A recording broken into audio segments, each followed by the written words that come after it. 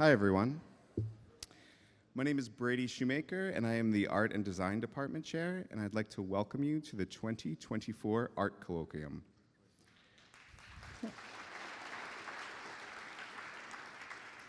The senior art students who will be presenting today and next Thursday have taken art classes every year at King, and this year studied art at the highest level. This is their capstone project. All of you have taken at least one art elective, so you know that the course always ends with an open project. This is when you create an original artwork to which you have a personal connection. You make sure that you are experienced through research and practice, and you experiment with novel techniques and concepts. The senior year in advanced art is an entire open year during which students choose a theme which they explore through art making. It's a challenging year. Mistakes are made and celebrated. It's never boring, and throughout the year, students' themes often evolve and their work becomes more nuanced and sophisticated. We emphasize quality over quantity, so a lot of work and revision goes into each piece. Here now are the seniors ready to share their journey with you.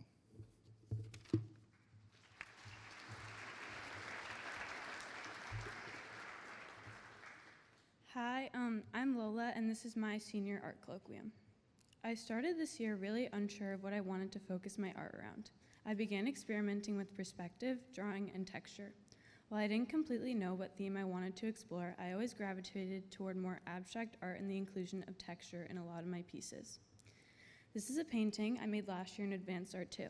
This piece helped me realize that I enjoy generating the look of texture in my works. This is an artist who inspired me throughout my process. Natalia is an Australian artist, and her paintings have been exhibited nationally as well as in many other countries globally. She influences many of the pieces that I'm about to show, especially the ones with a lot of texture and feel to them.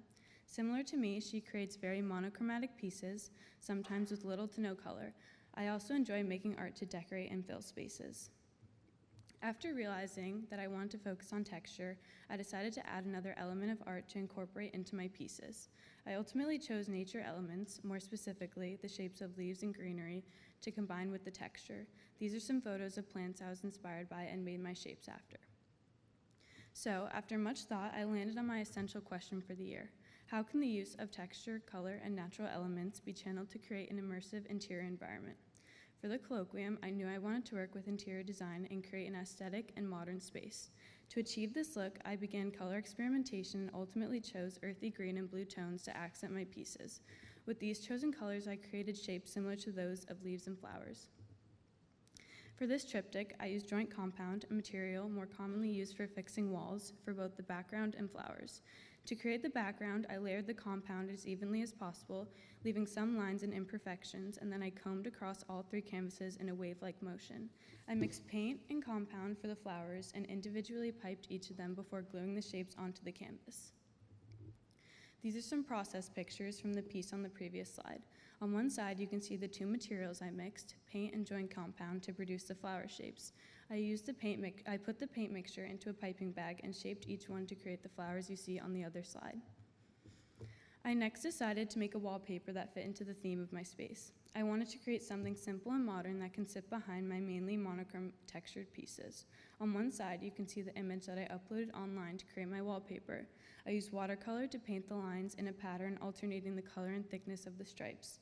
On the other side, you can see the final wallpaper behind another piece that I made with the joint compound and wooden letters. I then experimented with pottery for the first time.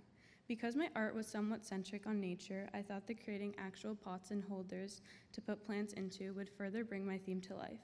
I tried to create pots that connected to other pieces through the use of lines and color. For this pot, I used brown clay, which when fired and glazed creates the speckled pattern you see on the piece. I also used ready-made vases and decorative pieces and added my own touch to them. I wanted to incorporate the use of texture in this area from my colloquium space. So on this pot, I created what looks like a belt with the compound where the pot cinches. On this vase, I taped off 2 lines on either side of the piece and added spackle to fill in the lines. After that was dry, I glued on some of the flower decals that I made to put on my other piece. With these two pots, I definitely wanted to be able to continue my use of nature elements and shapes. The base color of these vases also adds to my space as they are more natural and earthy toned. These are pictures of my final space that is here in the pack. I had so much fun putting this all together, and the final result is even better than I envisioned it. Next year, I will be attending the College of Charleston, where I will not be studying art, but I will definitely continue to find ways to incorporate design into my life. I also really appreciate all that the art department has done for me, so thank you for your help.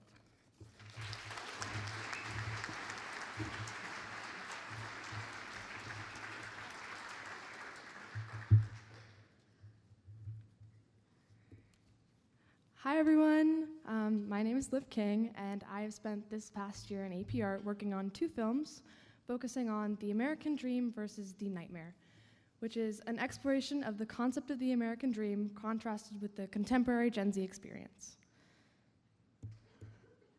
So the way I see it, the idealized American Dream is first and foremost safety, but also upward economic mobility, peace of mind, the general ability to lead a better life, and of course, the white picket fence. These opportunities drew immigrants to the US, but now we see young people questioning whether these opportunities still exist every day. So in my first film, I embarked to capture the essence of the American dream as perceived by immigrants 20 or more years ago. To do this, I used archival footage of arrivals at Ellis Island, coupled with interviews of those who have immigrated to the United States. And my aim was to capture some of the people who have achieved the American dream. And obviously, these are only a few people and do not encapsulate the entire immigrant experience. In 2020, there was a recorded 231 million people who migrated to a different country, and 2 people's interviews and 1 person's perspective obviously cannot even begin to represent the hardships faced and emotions felt by all these different people across the globe. So I interviewed individuals from my life who have come to the United States, including my own dad, who's up on the screen, who I feel is a great example of someone who has achieved the American dream and worked very hard for it. So here's a short clip. Oh, never mind then. Okay. So throughout history, immigrants have been drawn to the promise of opportunity and freedom in America.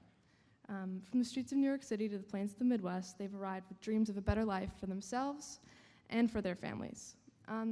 Because of this, I chose to incorporate a few American icons into my film, like the Apollo 11 spaceship, a symbol of American advancements and a transition into a new era, and the Statue of Liberty, a landmark for the many people who crossed through Ellis Island looking for a better life. Transitioning to my second film, I shifted to focus to explore the contemporary Gen Z experience in the modern United States.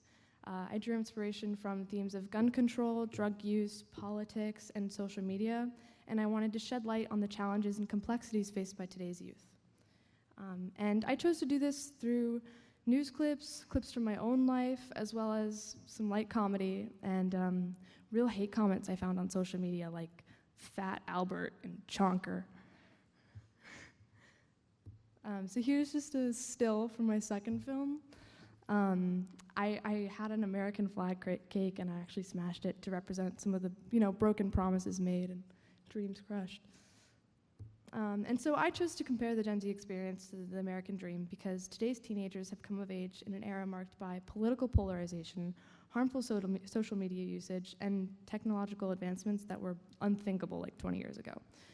I also just looked around me and felt how much capitalism, violence, social media, and politics affects our environments, our landscapes, and our lives.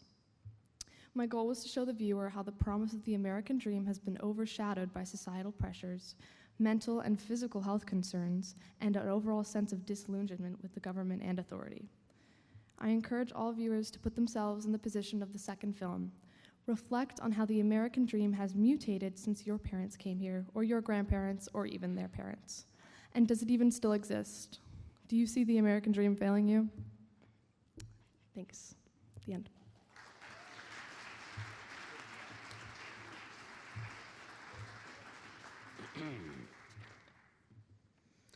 Hello, My name is Nathan Trepanier, and today I'm going to be presenting my art colloquium to you all. To start, I want to give a basic introduction to my thesis for this project with a little bit of a definition. My project is mostly about high art and low art, focusing on the low art. High art is the things that you see in museums. They're going to be highbrow, high concept. They're going to be either expressions of extreme skill and enormous talent, or they're going to be new kinds of ways of thinking. But low art, which is what I want to focus on today, is going to be the things that you see every day and you might overlook. So comic strips, the things you see in TV shows, some of the books that you might read that you might consider not very highbrow, those are going to be low art. I put up a Calvin and Hobbes comic because it not only kind of represents this distinction, but also because Calvin and Hobbes would be considered low art because it's a comic. So I'm going to start off today by going over some characters. So this character's name is Shockwave because who, because of his inclusion in low art, is not really analyzed as a really full character because he's a part of a low art medium and a kind of low art TV show. He's a scientist who takes advantage of wartime to perform unethical experiments, which, when you think about it, is kind of a deep theme to be put into something considered lowbrow or a low medium. The work that goes into making a character like Shockwave is really immense, and it takes teams of people a long time to do, to write, to draw, to design. On screen is a time lapse of how long it took me to just make a single still frame of the pre-existing character. And I think this is kind of helps my case as to why I really like analyzing characters like Shockwave in low art. But moving on, another part of low art that I really like to analyze, and I think is overlooked, comes in the name itself, in the artistry. A lot of the times are the backdrops and the settings. This piece is pretty significant and substantial to me, at least personally. But because I'll use it in the background of a comic, it will be default seen as lesser and not analyzed as closely. The same goes for this work. It was inspired by a sunset I saw over the ocean of the Galapagos Islands.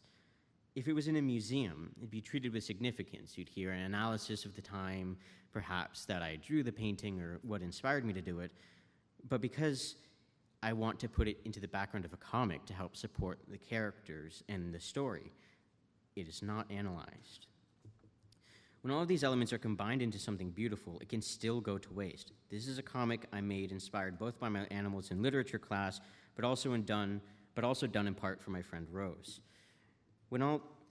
Comics like these can be made and shelved because the person backing it doesn't think it's worth it to produce. They can be a devastating blow to artists and their careers. In this instance, I discontinued making this particular comic storyline because I didn't quite feel like it was worth continuing and because I didn't have my friend working on it with me. But in many other instances, artists simply don't have that choice.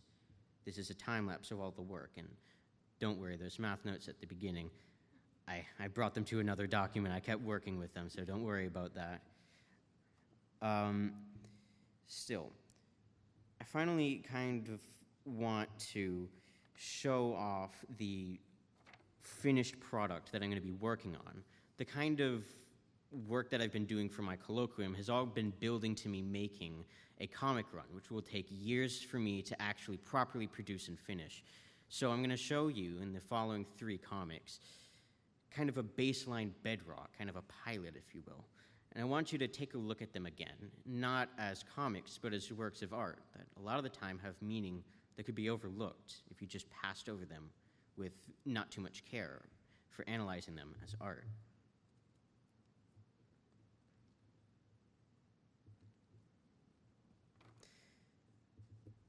Finally, I want to talk about the people who have inspired me to do this. First of all, Mr. Lichtenstein is an artist from the pop art movement, which, in my opinion, failed in its goals to elevate low art because they stole from people they deemed as lower artists for their own self-gain. My inspiration from this project is not just negative from the bad reputation and bad treatment of low artists, though. My current project is actually inspired by Mr. Budiansky, the comic writer of the Transformers, and Mr. Peter Cullen. As many of you may know, this is because the Transformers is my favorite franchise, and I really, really adore everything that comes out of them. But something that I think has really inspired me in particular about these two artists is their impact through the Transformers. It's something that I want to translate into my comic when I'm writing it. After seeing this presentation, which I do believe is a little surface level, for your own sakes as well as the artists, ask yourselves two questions about the kinds of art you might see in your everyday life. First off, what is some art that you have seriously overlooked? What might be in your hand right now that's a work of art that you've maybe not considered? And secondly, could media that you've previously taken for granted hold deeper meaning and more important messages than you may have first considered? Thank you very much.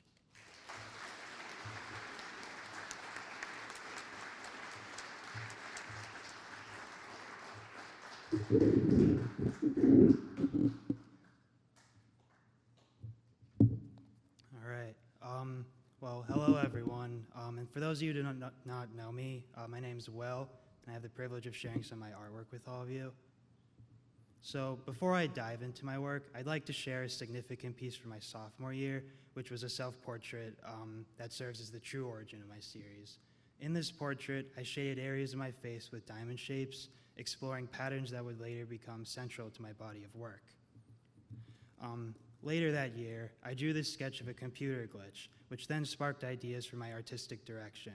Inspired by this concept, I envisioned turning glitches into a unique form of art, a style I had not encountered before. So what exactly is a glitch? A glitch, by definition, is a small problem or fault that prevents something from being successful or working as well as it should. It's those moments when the digital world momentarily falters, revealing glimpses of its inner workings, its vulnerabilities. But for me, a glitch is more than just a technical hiccup. It's a window into a world of unexpected beauty, a world where flaws become artistry. So, towards the end of sophomore year, I brainstormed and decided to bring a glitch to life as a 3D square to be hung on a wall. So I stacked foam boards, inserted metal sheets, and introduced colored acetate sheets when the piece called for an extra burst of color, giving it even more of a 3D effect. I wanted to leave no surface untouched, ensuring that every inch exhibited intricate details, and because I envisioned this piece as a living process, where circuits interconnect and lines amplify. And so my hope is that for viewers, this piece will be a constant source of discovery, offering new perspectives and revelations with each gaze, and that extends to all of my subsequent works. So for this project, which was created at the end of my junior year, I wanted to build upon the glitch art style I had explored the previous year, but this time I wanted to embrace a more immersive, three-dimensional approach by creating a cube instead. And so many more layers had to be covered, and I tried to make each side of the cube distinct in its own way, and then to intensify the glitch effect and evoke a sense of decomposition, I carved out sections of the cube. I used similar processes as with the previous installment, aiming for even greater innovation, and so a notable example lies in the use of the colored acetate sheets, which are fused together to give the glitch the appearance of transformation. And here are some more detailed shots of the piece. So next, for this piece, I sought to explore one at a smaller scale, and so I opted for a pyramid. Inspired by the ominous connotations often associated with triangles, I aimed to amplify the chaotic essence of this glitch.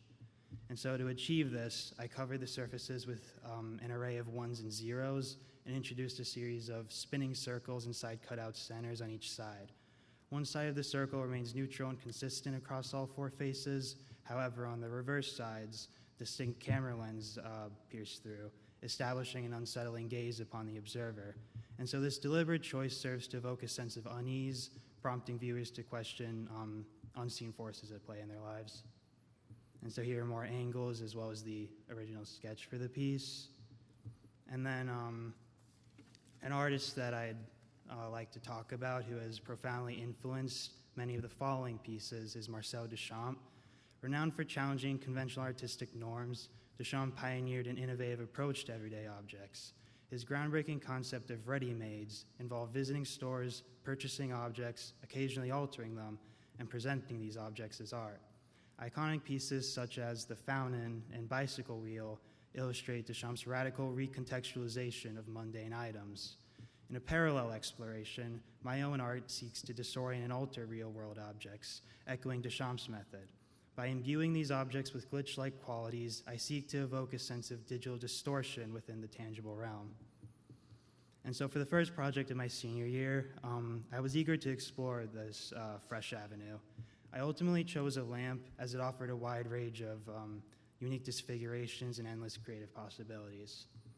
And so upon acquiring the lamp, I cut the poles and reattached them, giving the lamp a contorted appearance. And to emphasize its nature as a light source, I decorated it with an array of lights both inside the lampshade and along the exterior, casting a captivating glow. Additionally, I incorporated a circuit design on the base, used acetate sheets to create a dome over the lampshade, and integrated sound. And then for this piece, similar to the lamp, I transformed the desk chair into art. And so by repurposing the chair's parts, I arranged the cushion, frame, wheels, and armrests to create a symmetrical yet futuristic design. And then the glitch effect was introduced by weaving red threads around the entire structure, giving the impression of an attack from all angles, shutting the piece in an aura of despair. Here are some more angles of the top and the base. And then this is the piece with UV lights, since I used reflectors and day glow markers. And so for the next three pieces, I grouped together sort of as one, and I used everyday office supplies typically found on desks or in drawers, which were a plant pot, scissors, and a pen.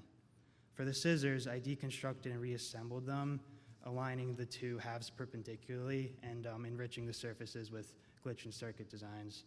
Similarly, the pen underwent a disassembly and reassembly process, complemented by more designs. And then the plant pot, being a more complex element due to its size and numerous leaves, posed more of a challenge. I introduced a transformative element for the leaves, intentionally bending some to convey a shriveled or contorted appearance. I then colored them with metallic hues, bridging the gap between nature and technology. And to further enhance the piece, I inserted acetate sheets throughout the leaves to give the impression of a metamorphosis. So now for my theme. I know normally the theme is presented at the start of the presentation, but I thought having it at the end of mine fit my journey better. To be honest, up until very recently, I lacked a unifying theme for my artwork beyond the shared element of glitches. My creation process was driven more by enjoyment and a sense of proficiency rather than a grand concept. However, when asked to cement my theme for this presentation, I realized that my initial motivation embodied a powerful theme in itself. So in conclusion, and to reaffirm my theme, I came up with this. My art explores the chaotic beauty of glitches, challenging society's obsession with perfection by highlighting the raw aesthetic found within imperfections. Through my work, I aim to reframe glitches not as obstacles, but as catalysts for appreciating the unrefined beauty that surrounds us. Personally, for many years, and to an extent even still today, I have pursued perfection tirelessly, often sacrificing sleep and joy in the process. Yet through art, I found escape from the pressures of high school. Each disjointed piece serves as a reminder of the importance of taking breaks and embracing imperfection. While this message may seem obvious or cliche, I genuinely believe that deep down, many of us still harbor the notion of attaining perfection. While striving for excellence is important, it's equally crucial to prioritize well-being, connecting with others, and finding happiness beyond individual goals. So my exhibit is located to the left of the exit, and it's hard to miss because it's enclosed by walls to make it resemble a room. Thank you all for listening to my presentation. I'd also like to give a special thanks to Ms. Lapola, Mr. Hughes, and Ms. Karina for their invaluable support and guidance throughout this journey. Thank you.